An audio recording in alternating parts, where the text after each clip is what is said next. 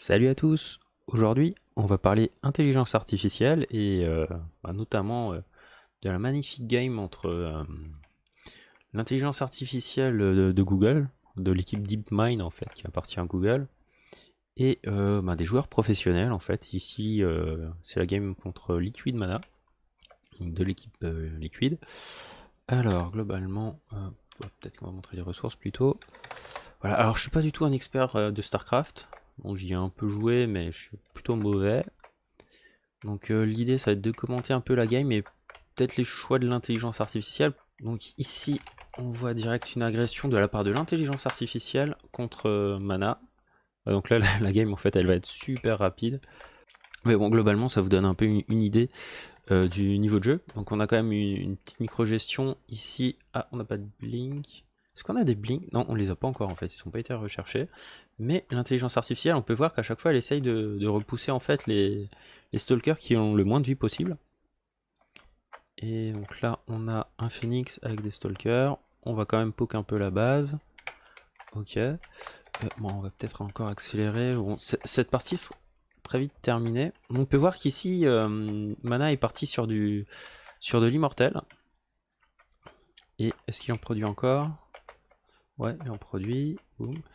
Ok, donc ça va, c'est correct. Alors, en termes de forces armées, on est à combien contre combien? Parce que globalement, on a donc 10 stalkers contre... Ah, seulement 2 immortels? Oh, ok, et 4 stalkers. Donc, ah, et quand même pas mal de sentinelles pour Liquid Mana. Donc ouais, au final, en termes d'armée, c'est quand même du côté d'Alpha Star, il me semble.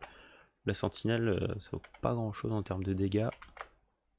Je sais plus de combien ça fait, mais bon, ouais, c'est pas si intéressant que ça. Et donc là, lui, il est parti Mass Stalker. En fait, c'est l'une des seules choses que sait faire Alpha Star, c'est vraiment le Mass Stalker qui n'ont toujours pas le blink.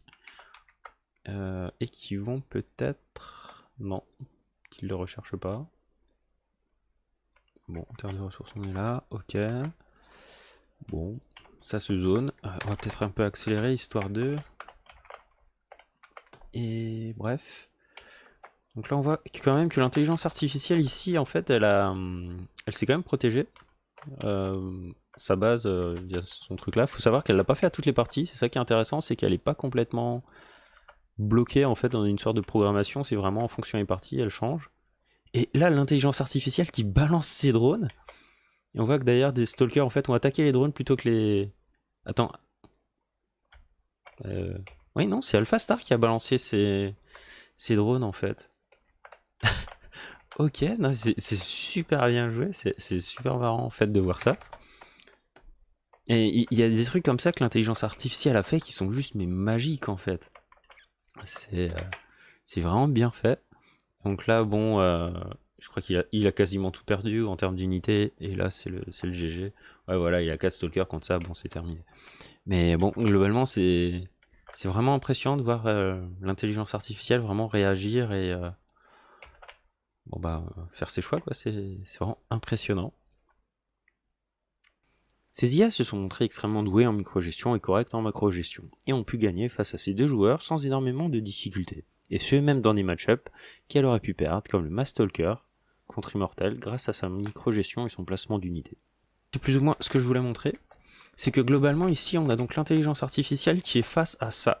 Ça c'est un Mass Immortal, faut savoir qu'un Immortal face à ça, l'Immortal gagne, et donc là c'est Mana qui a ça, hein. C'est pas l'intelligence artificielle, et l'intelligence artificielle, elle, si on regarde plus loin ici, on voit que bon, alors en fait ça se produit quasiment instantanément, mais là elle vient de les faire et elle ne fait que ça en fait. Et donc ça c'est assez surprenant en fait, c'est que l'intelligence artificielle, malgré le fait que cette unité là est plus faible, elle continue. Et là ce qu'on peut voir aussi, c'est que globalement l'intelligence artificielle réussit à faire des blinks qui sont plutôt bons. Le blink c'est quand voilà ça se téléporte en fait, mais ça a un cooldown, ce qui fait qu'on peut pas téléporter en continu.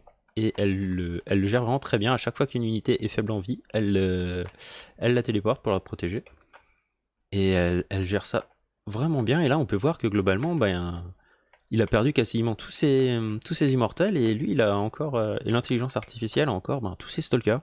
Et ça, c'est vraiment impressionnant. C'est de se rendre compte que lui, au final, maintenant, il en a 4 et 5. Il y en a 2 qui viennent d'être produits. Donc là, il a quand même du mal. Et alors, si on regarde un peu euh, en termes de ressources, bon, l'intelligence artificielle est quand même devant avec meilleure production, et en plus, lui tourne sur 3 bases. Et donc là, une micro-gestion qui est juste, mais dévastatrice. Et donc là, ben, c'est la fin de la game en fait. On va vérifier ça, mais ouais, il y a le GG, voilà, c'est terminé.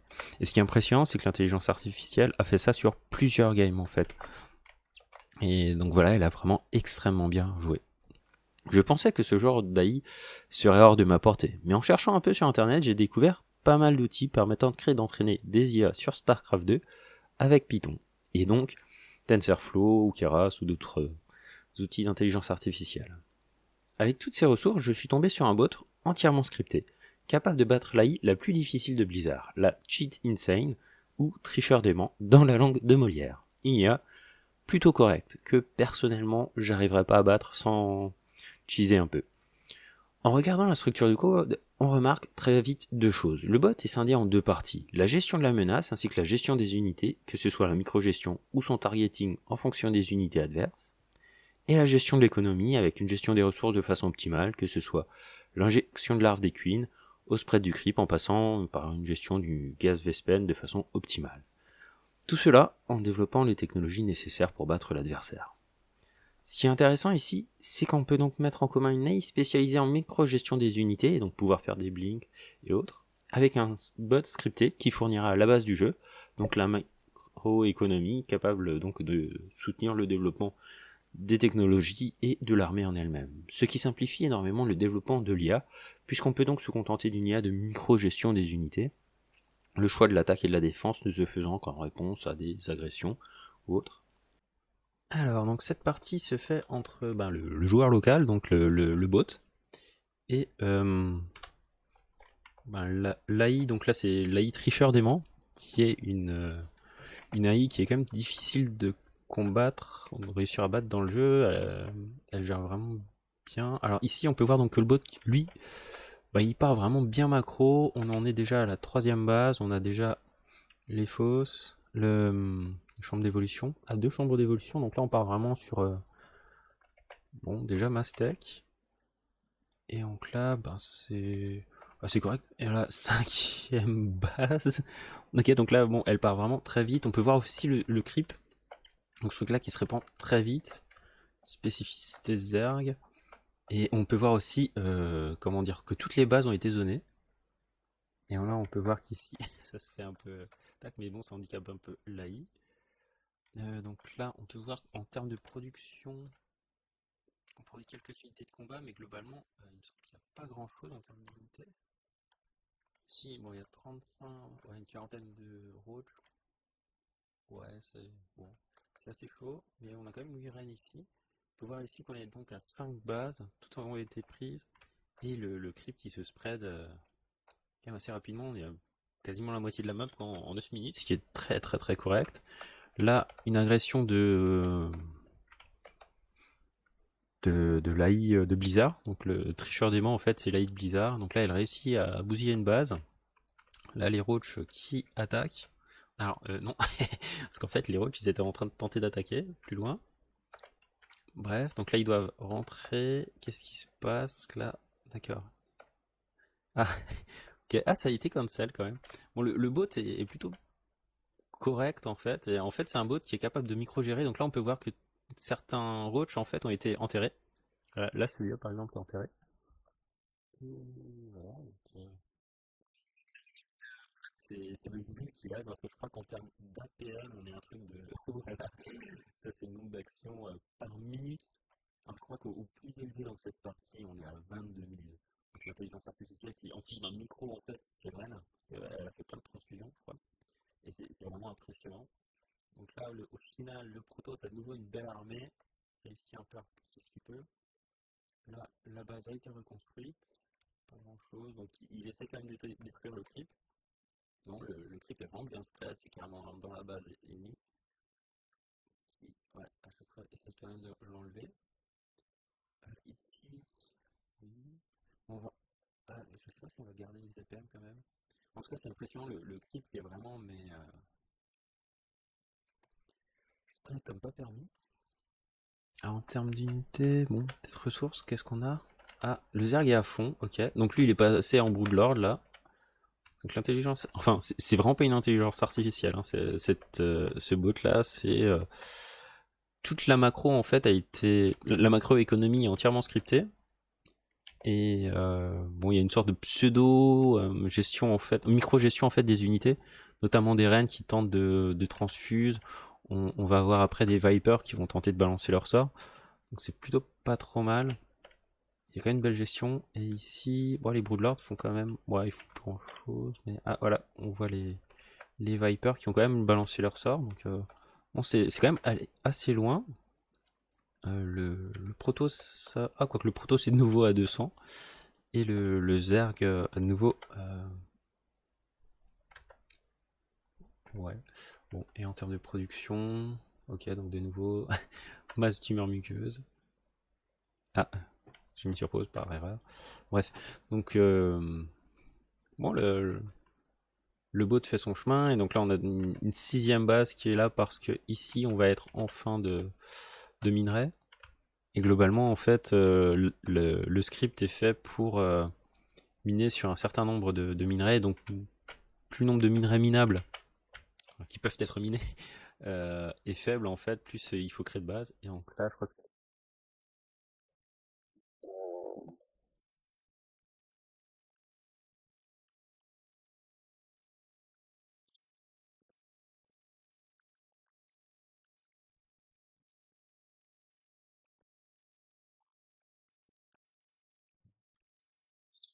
ça. Au final, les immortels vont tomber.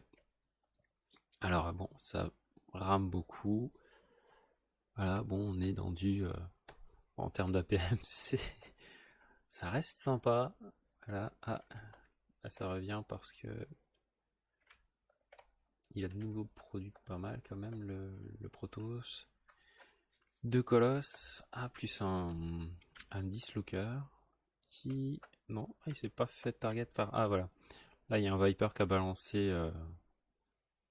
Ah, la bombe parasitique, elle a pas resté très longtemps. Bref, les Broodlords font un peu le taf quand même. Ah, oh. Ah, il va mourir de la... Non, il meurt pas de la bombe.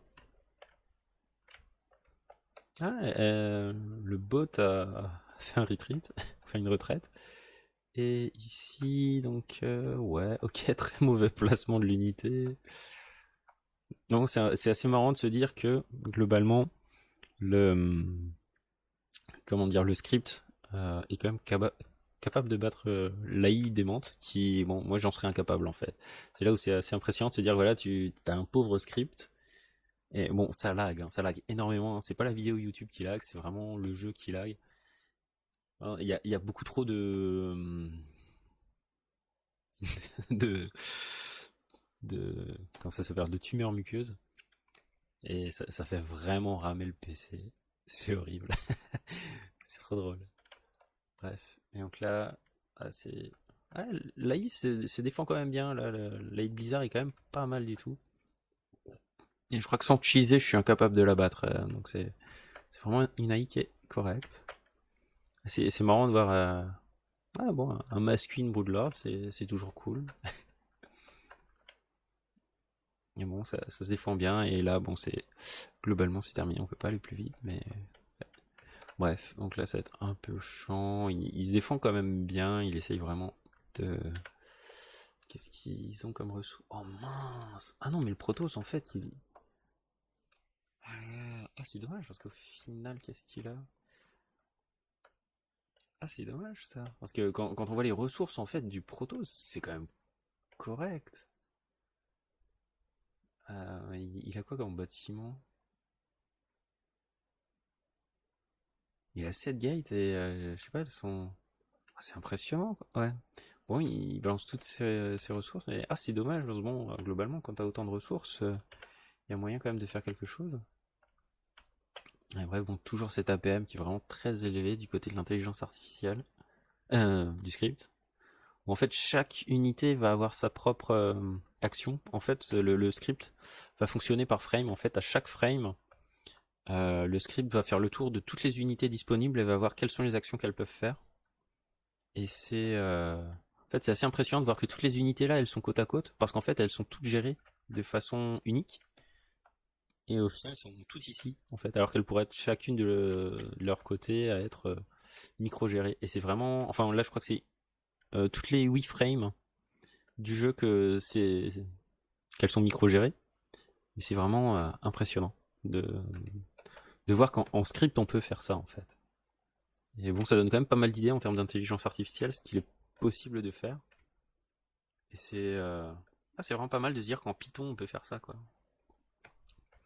Bref, bon, je sais pas, on va avancer un peu plus vite au montage de la vidéo pour le reste, mais bon, globalement, voilà, l'AI démente s'est fait poutrer par un pauvre script, c'est dégueulasse. Bon, elle tente tant bien que mal de se défendre, mais bref. Le jeu qui a vraiment du mal à gérer, c'est horrible. Alors en termes d'unité, on est à combien de... Alors, on n'a pas les tumeurs. On n'a pas les tumeurs. Ah, c'est peut-être un bâtiment en fait, une tumeur. Trop active. Ok. T'es perdu. Dépense. Bâtiment. 1914 tumeurs. Ouais, c'est vraiment du n'importe quoi. Oui, couveuse. Et bon, elle a vraiment bien géré en fait sa macro-gestion. Donc ça, en fait, ce qui est intéressant, c'est que la macro-gestion peut vraiment être scriptée. Pour moi, en tout cas, je pense qu'en termes de développement, la première intelligence artificielle que je ferais sur ce jeu, ce serait juste une micro-gestion faite par l'intelligence artificielle, voire peut-être une gestion de la menace générale, pour savoir s'il faut attaquer un ennemi, savoir s'il faudrait plutôt aller harasser les bases, et sinon ben, défendre. Donc faire une intelligence artificielle pour gérer un peu le type de menace, ou l'harassement, ou l'attaque de la base, ou la défense.